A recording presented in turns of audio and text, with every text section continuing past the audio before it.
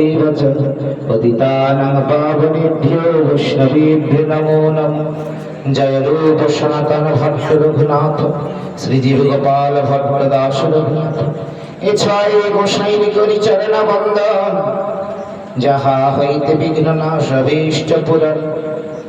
नारायणं नमस्कृत्य नरं चैव नरोत्तमं देवीं सरस्वतीं व्यासं ततो जयमुदीरये। मूकं करोति वाचालं पङ्गुं लङ्घयति गिरिं यत्कृपातमहं वन्दे परमानन्दमाधवम्।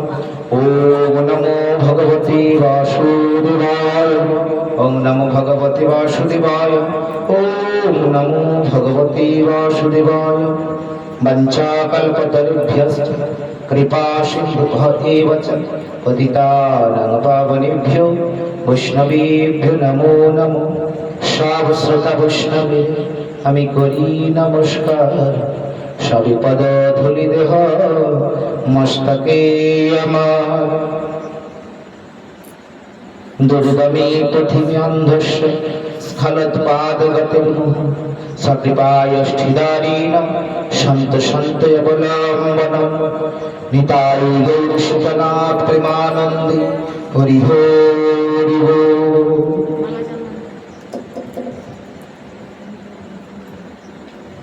निगमाकल्पतरुगलितं फलं शुकमुखदमृतद्रवसंयुतं पिबत भागवतं रसमालयं।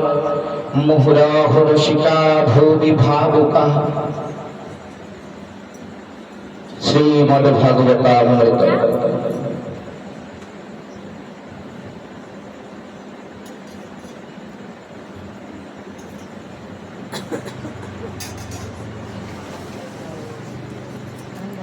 श्री श्री नियम सेवा प्रतमास श्री श्री दामोदर गत प्रतमास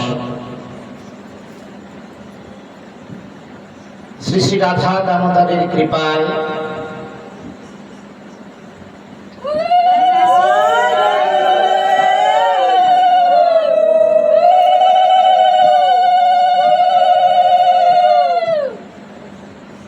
श्री श्री राधा दामोदरेर कृपाय और विशेषत मदन गोपाल देव श्रीपाठी महंत श्री उत्तम बाबार कृपाय আমরা সবাই সমবেত হতে পেরেছি এই প্রাক সন্ধ্যায়।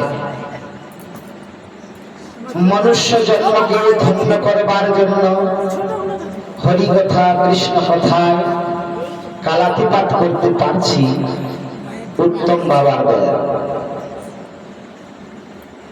তাই উত্তম বাবার চরণে ধন্যবাদ প্রণতি। কারণ বৈষ্ণবের কৃপা ছাড়া ভগবান, ভগবানের গুণকথা, ভগবানের নাম এসব পাওয়া যায় না, করাও যায় না, মতি আসে না। গত কয়েকদিন যাবৎ শ্রীমদ্ ভাগবত আস্বাদন হচ্ছে, তাই না?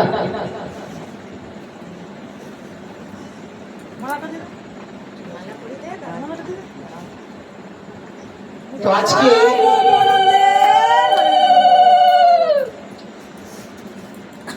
আজকে আমাদের ভাগবতের আস্বাদনের বিষয়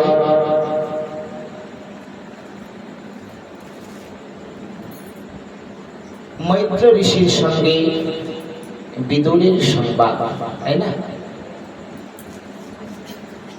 বিদুর কেমন ভাবে মৈত্র ঋষির কাছে পৌঁছলেন গতদিন আমাদেরকে আস্বাদন হয়েছে, দাদার মুখ থেকে আস্বাদন হয় না।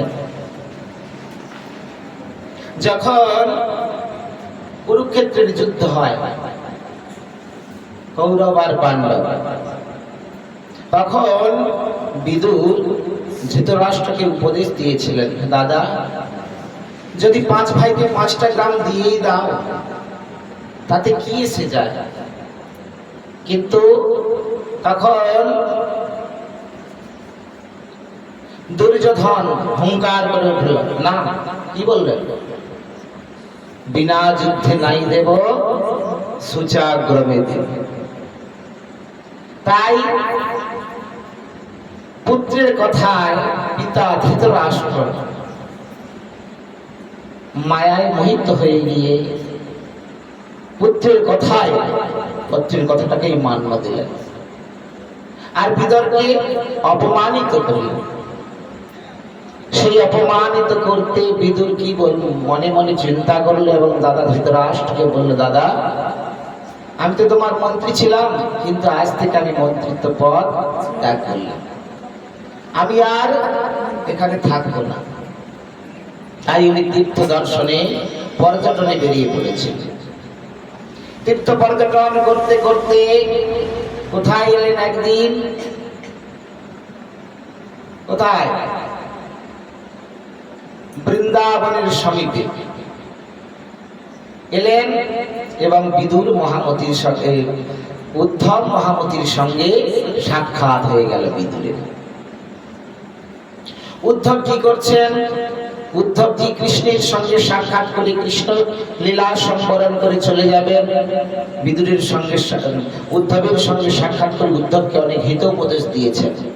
তারপরে কৃষ্ণ বলে গেলেন, হে উদ্ধব, তোমার সঙ্গে বিদুরের সাক্ষাৎ হবে আর বিদুরকে তুমি মৈত্র ঋষির কাছে পৌঁছে দেবে, পাঠিয়ে দেবে। এই যে সমস্ত তত্ত্ব কথা তোমাকে বললাম তা বিদুর মৈত্র ঋষির কাছ থেকে জানতে পারবে, অবগত হবে। তো যেই না উদ্ধবের সঙ্গে সাক্ষাৎ করল বিদুর মহামতি, তখন মৈত্র ঋষিকে অনেক প্রশ্ন বিদুর অনেক প্রশ্ন করলেন। তাকে? উদ্ধবকে ভগবানের লীলা সম্পর্কিত, ভগবানের বাল্যলীলা বর্ণনাও করলেন উদ্ধব, এবং কৃষ্ণের যে বিবাহ সমস্ত এবং দ্বারকা লীলা সব বর্ণনা করলেন, এবং যদুবংশের ধ্বংসের কথাটাও বললেন। কেমন করে যদুবংশ ধ্বংস হল, ভগবান কেমন করে স্বধামে গমন করলেন, সব বিস্তার বললেন। তখন বিদুর বলছে উদ্ধবজিকে, হে উদ্ধব মহাশয়, আপনি তো ভগবানের নিকট, অতি নিকট মন্ত্রী ছিলেন এবং বান্ধব, আপনি তো তার বন্ধু জ্ঞাতি, তাই আপনাকে নিশ্চয়ই ভগবান শ্রীকৃষ্ণ স্বধামে গমন করবার পূর্বে নিশ্চয়ই কিছু হিত উপদেশ দিয়ে গেছেন। তাই কৃপাপূর্বক আমাকে যদি সেই হিত উপদেশ বাণী যদি শ্রবণ করা। তখন উদ্ধবজি বললেন, হে বিদুর, আমার কাছ থেকে তুমি এই কথাগুলো আর শুনতে পারবে, কারণ ভগবানের অনুমতি, ভগবান বলেছে তোমাকে কোথায় যেতে হবে? মৈত্র ঋষির কাছে তোমাকে যেতে হবে, এবং সেই মৈত্র ঋষির কাছ থেকেই তুমি এই ভগবত তত্ত্ব, যে ভগবান যে উপদেশগুলি দিয়ে গিয়েছেন, সেই সমস্ত কথা মৈত্র ঋষির কাছ থেকে জানতে পারবে। তাই উদ্ধবজির কথায় উদ্ধবজিকে প্রণাম করে বিদুর মহামতি উনি চলেছেন কোথায়? কোথায় রয়েছে মৈত্র ঋষি? কোথায় সাক্ষাৎ পেলেন? মৈত্র ঋষি কোথায় ছিলেন? অবস্থান করছিলেন কোথায়? হরিদ্বার। হরিদ্বারে তখন মৈত্র ঋষি ছিলেন, ওখানে তার আশ্রম, এই আশ্রমে ছিলেন। ভগবত ভক্তিতে শুদ্ধান্তকরণ কুরুশ্রেষ্ঠ বিদুর সেইখানে মৈত্র ঋষির কাছে পৌঁছে গেলেন, প্রণাম করলেন ঋষিবরকে। তারপর দুজনের মধ্যে কিছু আদান প্রদান শুরু হয়ে গেল। বিদুর জিজ্ঞাসা করে ফেললেন, জিজ্ঞাসা এই জানার আগ্রহ বা শিষ্যত্ব গ্রহণ। গীতায় অর্জুন অনেক কথা বলছেন ভগবানকে। কি বলছেন? না আমি যুদ্ধ করব না, অস্ত্র ধরবো না, আমি আত্মীয় স্বজনকে বধ করলে আমার পাপ হবে, ইত্যাদি ইত্যাদি। ভগবান বলছেন তোমার এই মতি কবে থেকে হলো? তুমি ভালো সুন্দর সুন্দর কথা বলছো, জ্ঞানীর মতো কথা বলছো, আবার কর্মটা করছো অজ্ঞানের মতো। তোমার এইরকম দুর্মতি কোত্থেকে এলো? তখন অর্জুন বললেন, হে কেশব, আমি পথ খুঁজে পাচ্ছি না, আমি কি করব খুঁজে পাচ্ছি না, তাই আমি আজ থেকে তোমার শিষ্য হলাম, শিষ্যত্ব গ্রহণ করলাম। আমার কোনটা সঠিক পথ, সেই পথটা আমাকে বাতলে দাও। তবে ভগবান হিত উপদেশ দিলেন কাকে? অর্জুনকে। ঠিক তেমনি এখানে যদি বৈষ্ণবের চরণে প্রণত হয়ে যদি জিজ্ঞাসা না হওয়া যায়, জিজ্ঞাসা না করা হয়, তাহলে উত্তর পাওয়া যাবে। আবার কেমন হবে জিজ্ঞাসা করতে হবে? দৈন্যের সাথে, যেন আমি তার শিষ্য। তা আজকে বিদুর প্রশ্ন করছেন, জিজ্ঞাসা করছেন, হে প্রভু মৈত্রেয়, এই সংসারে সব মানুষই সুখপ্রাপ্তির আশায় নানা রকম কর্ম করে, সত্যই তাই। আচ্ছা, আমরা সারাদিন যাবৎ কত নাই কর্ম করি, চলি, কর্মগুলো করি কেন? কিসের জন্য কর্ম করি? সংসারের জন্য কর্ম করি। সংসারের জন্য কেন কর্ম করব? করবোটা কেন? না, মূল উদ্দেশ্য সুখ প্রাপ্তির আশায়। আমি যদি আমার কর্ম করে, আমার পরিশ্রম দিয়ে আমার সংসারের যাবতীয় যারা রয়েছে তাদেরকে, সেই পরিবারকে যদি সুখ দিতে পারি, তাহলে ওদের কাছ থেকে আমি সুখ পাব। মূল উদ্দেশ্য কি? সুখ প্রাপ্তি। কিন্তু বলছে বিদু যে এই মানুষ সুখ প্রাপ্তির আশায় নানাবিধ কর্ম করে, কিন্তু তাদের না মেলে সুখ আর না হয় দুঃখ নিবৃত্তি। কতই কর্ম করি সুখ প্রাপ্তির আশায়, কিন্তু সুখ তো পাই না, দুঃখ তো দূরে যায় না, বরং সেই সব কর্ম থেকে সে পুনঃ পুনঃ দুঃখই পেয়ে থাকে। সুতরাং এই দুঃখময় সংসারে মানুষের কি করা উচিত? আমাদের মনে এরকম প্রশ্ন কোনোদিন জাগে না? এত দুঃখ পাচ্ছি, কি করা উচিত? আমার এই দুঃখ থেকে কি করে পরিত্রাণ পাবো? কার কাছেই বা গেলে এই হিত উপদেশ পাওয়া যাবে? এখানে বিদুর জিজ্ঞাসা করছেন, কি করা উচিত?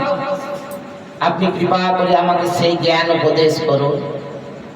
কর্মফলে যে সকল জীব কৃষ্ণ বিমুখ, অধর্ম পরায়ণ এবং অত্যন্ত দুঃখী, তাদের প্রতি কৃপা করবার জন্যই আপনার মতো ভগবানের প্রিয় ভক্তগণ সংসারে বিচরণ করে থাকেন। বিদুর কি বলছেন? ভগবানের ভক্তগণ কেন সংসারে ঘুরে বেড়ান? মহাজন কলম দিচ্ছে, মহান্ত স্বভাব হয় তারিতে পামর, নিজ কার্য নাই তবু জানতার ঘর। নিজের কোনো প্রয়োজন নাই। সাধুজন যদি কোনো গৃহস্থের বাড়িতে না গিয়ে ভিক্ষে করে, সাধুর কিছু এসে যাবে? সাধুর জীবন ঠিক চলবে। তাহলে সাধু যান কেন গৃহস্থের বাড়ি? বলে এই গৃহস্থ জীবনে কোনোদিন কৃষ্ণ বলেও নি, আর কৃষ্ণ শুনেও নি, তাই গৃহস্থের বাড়ি গিয়ে কৃষ্ণ নাম শোনালো। আর কৃষ্ণ নাম যেই না কর্ণে প্রবেশ করলো, মুখে বলুক নাই বলুক, অন্তরে অন্তরে অন্তত কৃষ্ণ নামটা বলবে। আর ওর বাড়ির যে চাল ডাল তরি তরকারি কোনোদিন কৃষ্ণ সেবায় লাগে না। তাই এক মুষ্টি তন্ডুল যদি কৃষ্ণ সেবায় লাগানো যায়, ওই গৃহস্থের কল্যাণ হবে। ওর পরবর্তী জন্ম, এই জন্মটা নাই হোক, পরবর্তী জন্ম যেন ও কৃষ্ণ ভক্ত হতে পারে, ভগবানের ভজন করতে পারে, এই কর্ম হয়ে যায়। তাই তো সাধুগণ কৃপা করে যান। তাই এখানে বিদুর বলছেন, আপনাদের মতো সাধুরা এই সংসারে বিচরণ করে থাকেন এই কারণের জন্য। কি কারণের জন্য?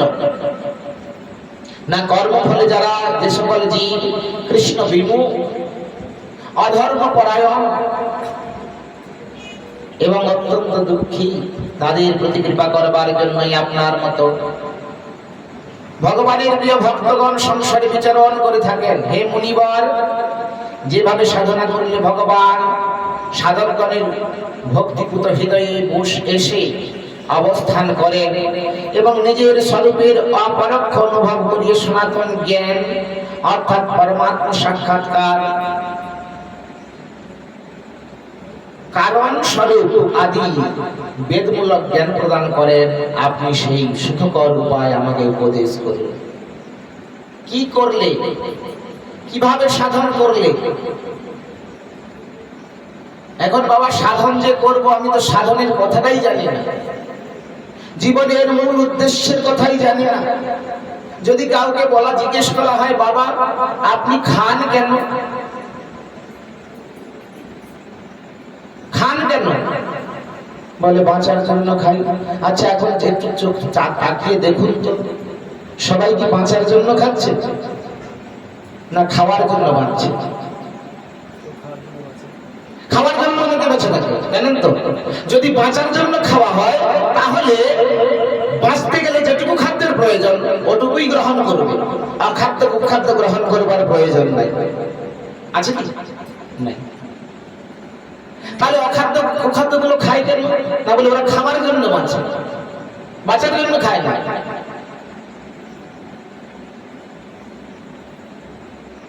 তাই যদি বলা হয় আপনি খান কেন, না বলে বাঁচার জন্য।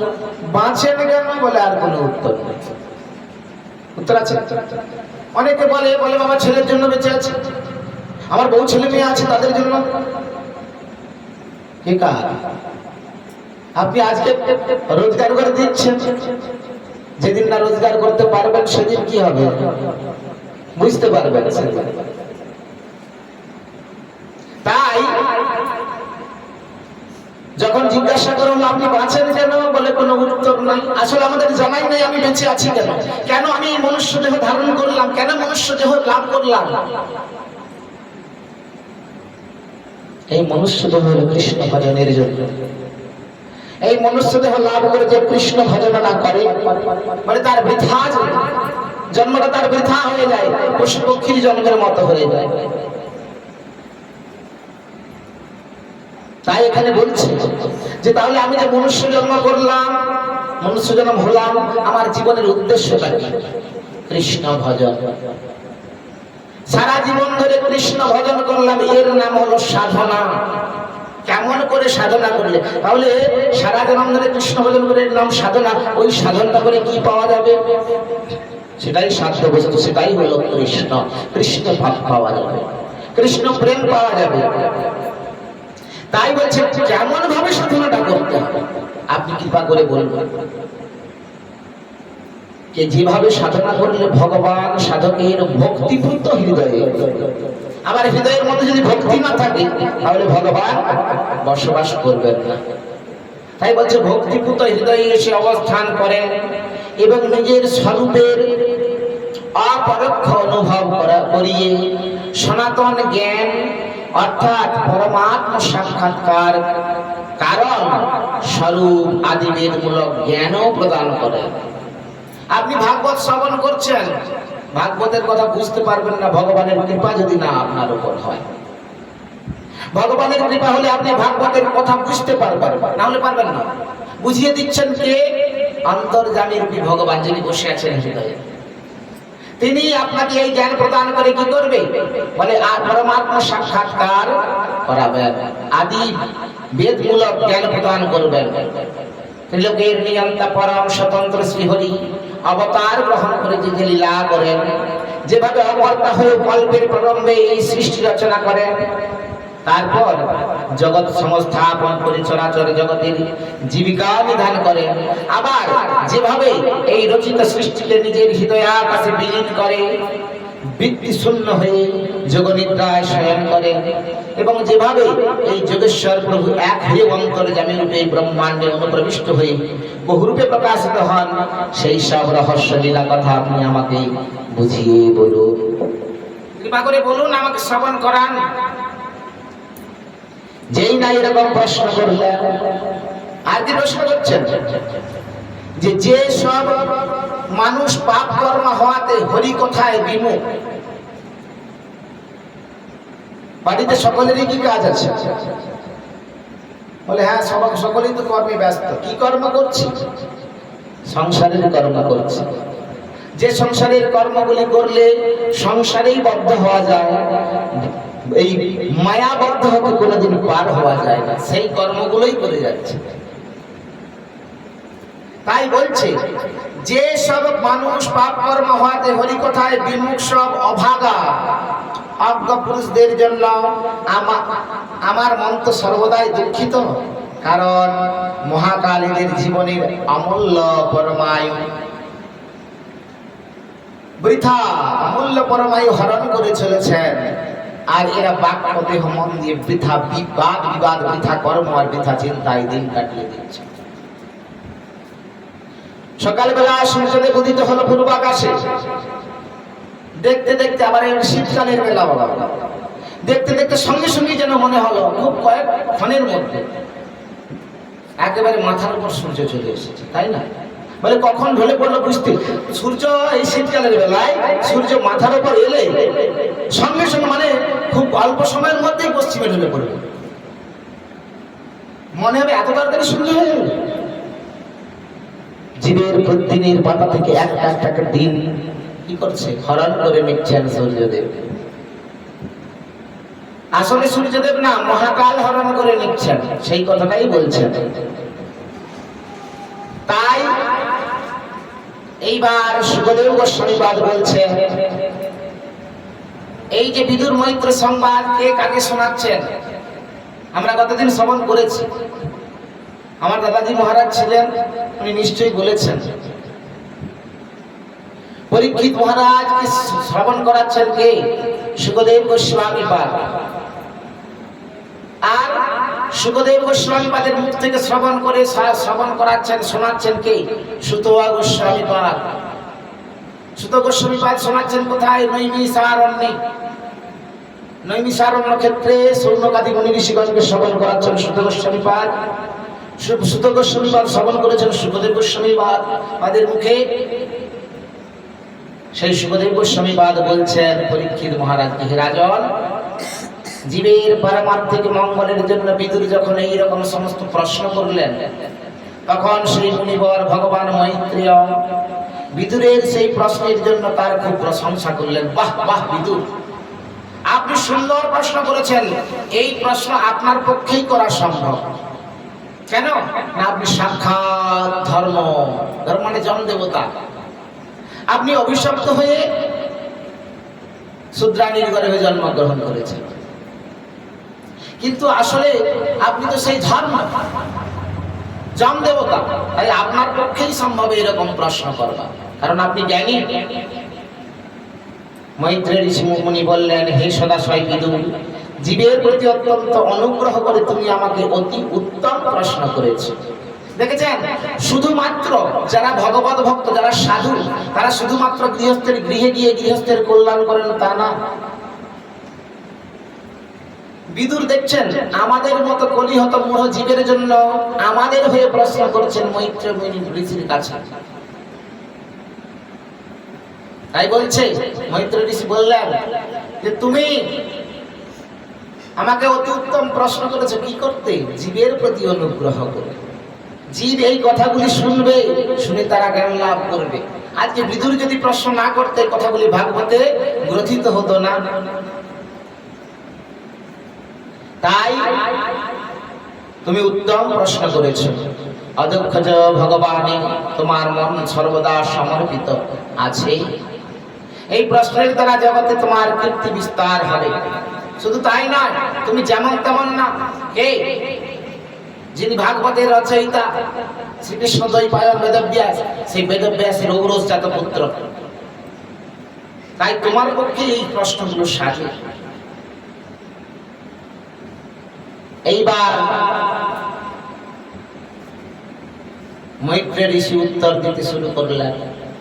কি বলছেন? প্রথমেই বলছে, তুমি শোনো, সৃষ্টি রচনার পূর্বে সমস্ত আত্মার আত্মা এক পরমাত্মাই ছিলেন। সমস্ত আত্মার যে আত্মা, এই জগতে যত দেহ দেখতে পাচ্ছেন সবের মধ্যে সূক্ষ্মতম আত্মা রয়েছে। কতটা পরিমাণ বাবা খালি চোখে দেখা যাবে না। চৈতন্য চরিতামৃতকার প্রমাণ দিচ্ছেন কেমন না, একটি সদ্যজাত শিশু, সেই শিশুর মাথার চুলটাকে নিয়ে শতভাগ করতে হবে। সেই শতভাগের এক ভাগ, সেই এক ভাগটাকে আবার শতভাগ করতে হবে। বাবা যদি শতভাগ করা হয় খালি চোখে দেখা যাবে? যাবে না। ওইটুকুতম ওই রকম সূক্ষ্মতম একটা জীবের দেহে, মানে দেহে একটা জীবাত্মা রয়েছে ওইটুকু। তাই বলে আমি কে আর নারাজলের রাজাই দরকার। তাই প্রত্যেকটা জীবের মধ্যে, কীট পতঙ্গাদি সমস্তের মধ্যেই ওইটুকু সূক্ষ্ম আত্মা রয়েছে। ওই আত্মাটা কি না পরমাত্মার অংশ। তবে সৃষ্টি যখন হচ্ছিল না, যখন হয়নি, সৃষ্টির পূর্বে এই সমস্ত আত্মাগুলো পরমাত্মাতে প্রবিষ্ট হয়েছিল। তখন পরমাত্মা একাই ছিলেন, না ছিল দ্রষ্টা না ছিল দৃশ্য। দ্রষ্টা মানে যিনি দেখেন, দেখবারও লোক ছিল না, আর দেখার জিনিসও ছিল। পরমাত্মা একাই ছিলেন। দৃষ্টিভেদে সৃষ্টির মধ্যে যে বিভিন্ন ভাব দেখা যায় তাও তিনি তখন একলা থাকতে ইচ্ছা করেছিলেন। তার ইচ্ছা শক্তি রূপা মায়া তৎস্বরূপে লীন ছিল। মায়া ভগবানের স্বরূপে লীন ছিল। কিন্তু যেই না ভগবানের ইচ্ছা হলো, কি ইচ্ছা, এইবার সৃষ্টি করা উচিত, সঙ্গে সঙ্গে মায়া ভগবানের স্বরূপ থেকে বিচ্ছিন্ন হয়ে গেল। মায়া না হলে জগৎ সংসার সৃষ্টি হবে না। এটা ভগবানেরই মায়া। সেই মায়া নামনি প্রকৃতির শক্তি থেকে মহাতত্ত্ব উদ্ভূত হলো। এই যে সৃষ্টি রহস্য খুব কঠিন, কিন্তু আজকের যে বিষয়বস্তু তার সৃষ্টি তত্ত্ব তো রয়েছে, একটু আস্বাদন তো করতেই হবে। মহাতত্ত্ব উদ্ভূত হলো। এই মহাতত্ত্ব দ্বারাই বিশ্ব প্রপঞ্চের রচনা হয়েছে, জগৎ সংসারের সৃষ্টি হয়েছে। তারপর জানেন অনন্ত ভগবানের দৃষ্টিপাতে বা ভগবত ইচ্ছায় চিদাভাস গুণত্রয়, মানে মহাতত্ত্বকে 3 গুণের সৃষ্টি হলো, সত্য, রজ আর তম। সেই 3টি গুণ ক্ষোভিত হয়ে কালের যুগে আকাশ এবং তার কার্য উৎপাদনে উন্মুখ হয়। আকাশ তৈরি হয়ে গেল। আর সেই তার বিকার রূপে সেই আকাশ থেকে উৎপন্ন হলো স্পর্শ নামক তন্মাত্র। রূপরস গন্ধ শব্দ স্পর্শ, এই 5টিকে বলা হয় তন্মাত্র। পঞ্চ তন্মাত্রের একটি স্পর্শ নামক তন্মাত্র সৃষ্টি হয়ে গেল। কোথা থেকে? আকাশ থেকে। তারপর বিকার রূপে এই স্পর্শ তন্মাত্রের বিকাশ রূপে বায়ু সৃষ্টি হলো, মানে বাতাস। বাতাস যদি আমাদের গায়ে লাগে আমরা বুঝতে পারি বাতাস দিচ্ছে। তারপর অনন্ত ভগবান বায়ু আকাশের সঙ্গে চিদাভাস গুণত্রয় কাল আদি যুগে ভগবদ ইচ্ছায় কার্য উৎপাদনে প্রেরিত বিকার প্রাপ্ত হয়ে রূপ তন্মাত্র সৃষ্টি করল। রূপ দেখবার বস্তু, রূপ সৃষ্টি হলো। এই রূপ তন্মাত্র থেকে জগতের প্রকাশক তেজ রূপ সৃষ্টি হলো, মানে তাপ তেজ সৃষ্টি হলো। এই রূপে সৃষ্ট তেজ আবার শ্রী ভগবানের দৃষ্টিপাতে সেই কাল ও মায়া এবং চিদাভাসের যোগে বায়ুর সাথে বিকার প্রাপ্ত হয়ে রস তন্মাত্র অর্থাৎ জল উৎপন্ন করল। এইভাবে সৃষ্টি তত্ত্ব বলে যাচ্ছে। তারপর তেজযুক্ত জলের প্রতি ভগবানের দৃষ্টি মাত্রই, ভগবানের দৃষ্টি ছাড়া জগৎ নির্মাণ হবে না।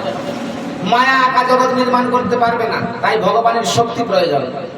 ভগবান আর নয়নে দৃষ্টি দিচ্ছেন মায়ার দিকে, সরাসরি তাকাচ্ছেন না। সরাসরি তাকালে মায়া সেখানে আর থাকতে পারবে না। কৃষ্ণ সূর্য সম, মায়া হয় অন্ধকার, যাহা কৃষ্ণ তাহা নাই মায়ার অধিকার। কৃষ্ণ সূর্যের সমান।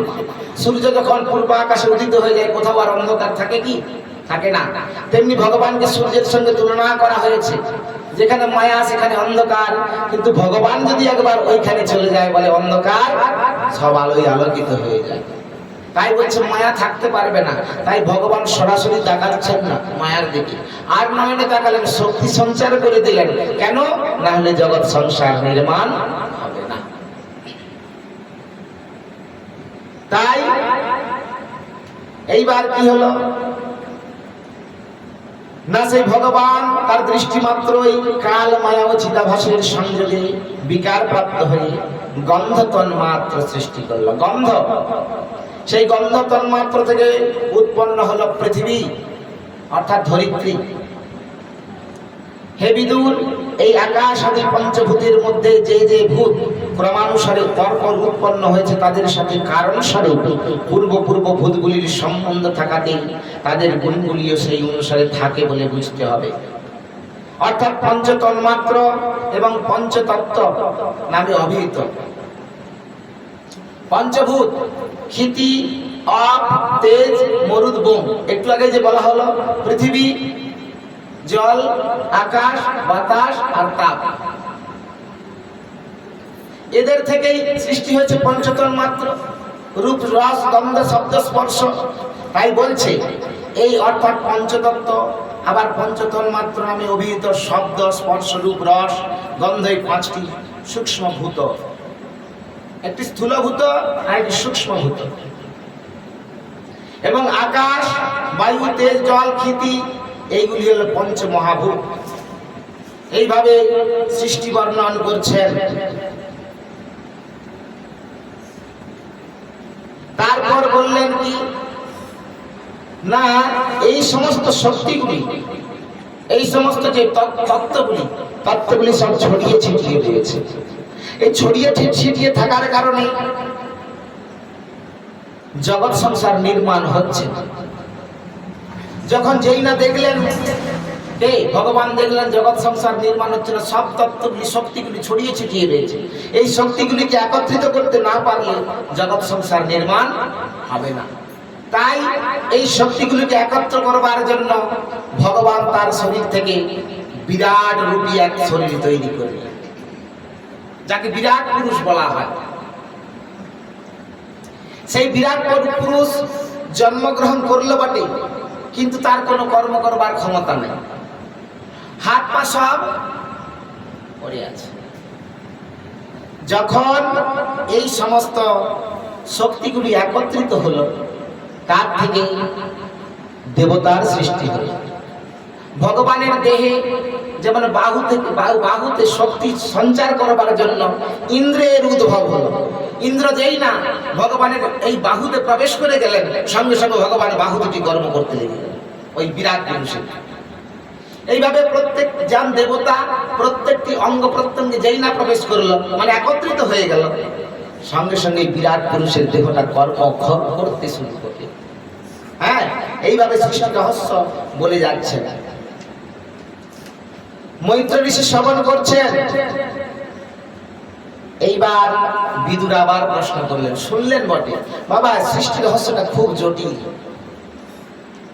বড় বড় পণ্ডিতদের মাথাও পর্যন্ত বিগড়ে যায়, সৃষ্টি তত্ত্ব অনুভব করতে পারবে না। এইবার বিদুর প্রশ্ন করছেন।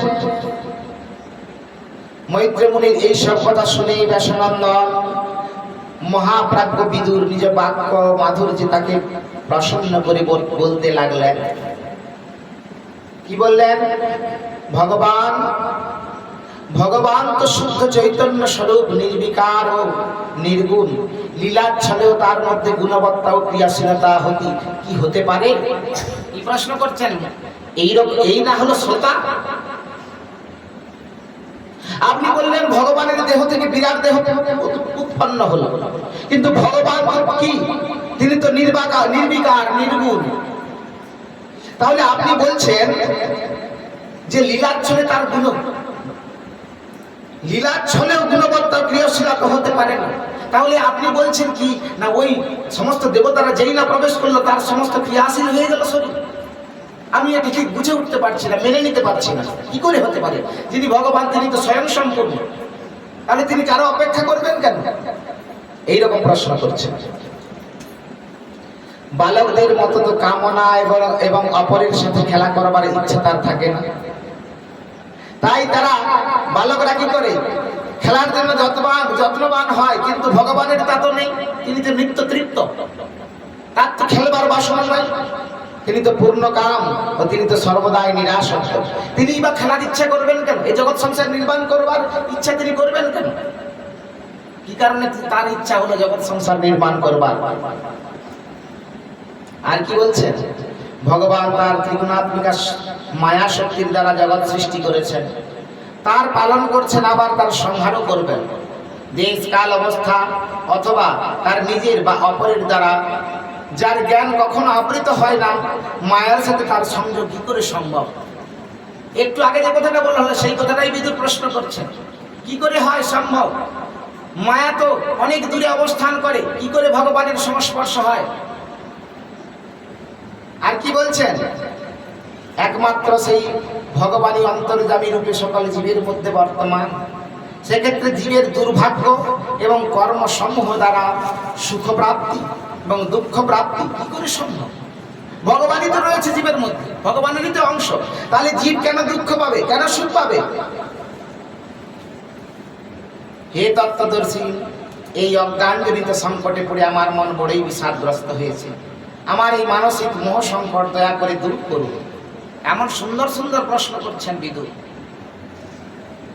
বিদুরের এই সমস্ত প্রশ্নের উত্তর দিচ্ছেন কে? মৈত্রেয় ঋষি।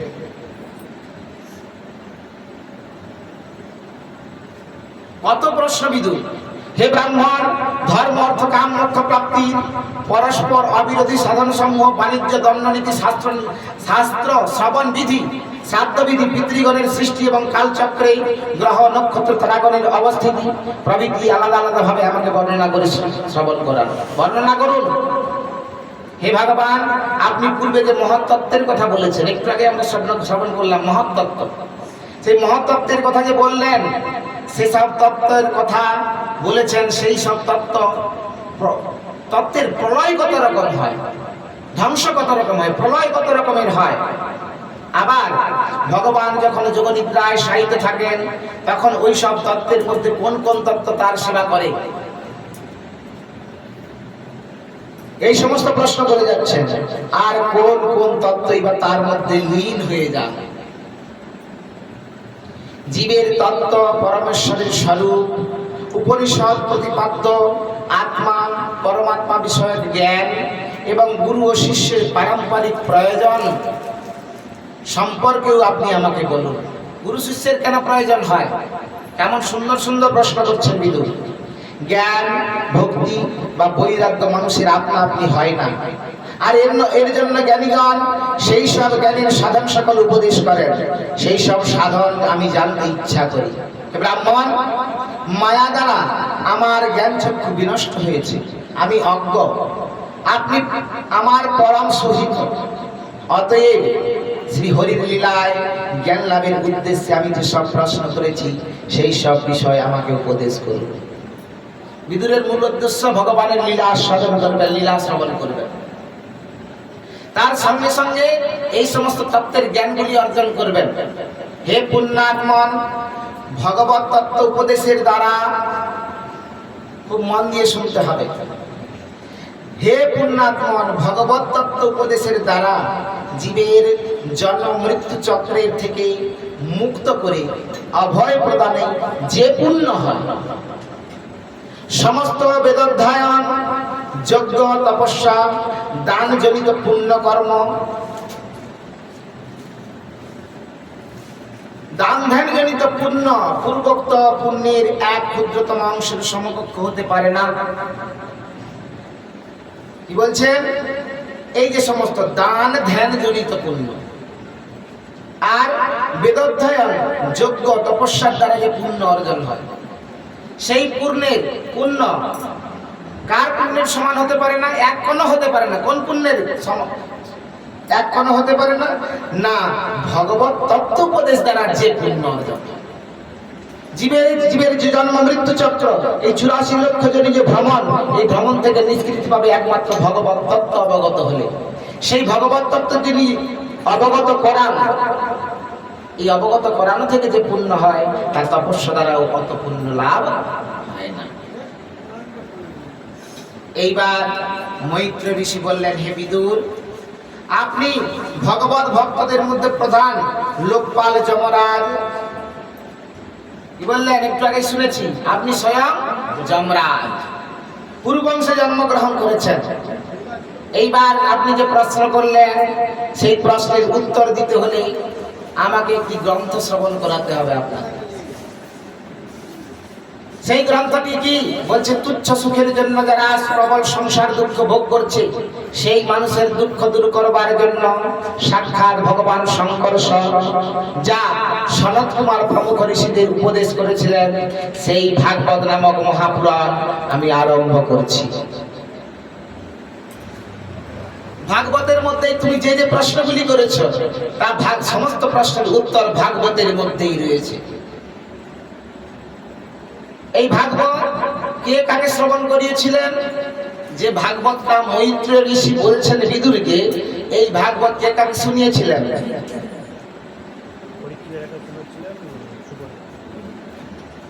না,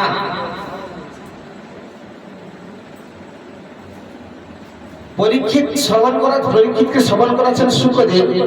কোন এলাকা? মৈত্র বিদুর সংবাদটা শ্রবণ করাচ্ছেন।